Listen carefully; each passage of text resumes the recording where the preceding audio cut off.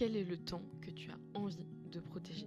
Il y a quelques semaines, on m'a posé cette question sur ma routine créative alors que j'étais en train d'expliquer à mon interlocutrice ma problématique du moment.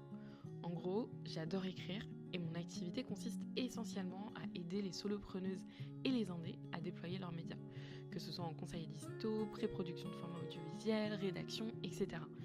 Et même si je m'y sens comme un poisson dans l'eau, je sens bien que ça me draine.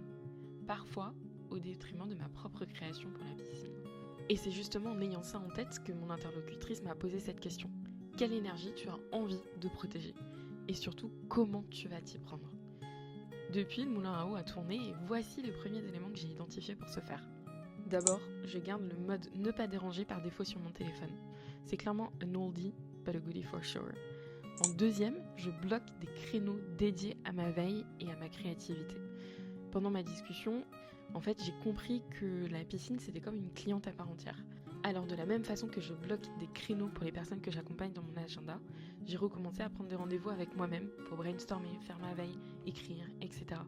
Histoire d'arrêter de faire passer ma créativité après tout le reste. Et en dernier, c'est que j'ai essayé de passer la majorité de mon processus de création hors ligne pour éviter de changer d'onglet toutes les 2 secondes. Dans les faits, ça veut surtout dire que je trimballe mon carnet partout avec moi et que j'écris tout sur traitement de texte, mais je sens déjà que ça commence à faire la différence.